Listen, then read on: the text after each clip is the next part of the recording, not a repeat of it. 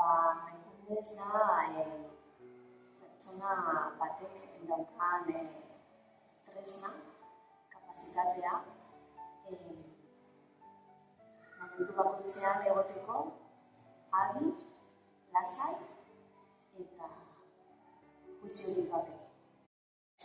Nik erabiltzen dut egin ez nahi metodoa.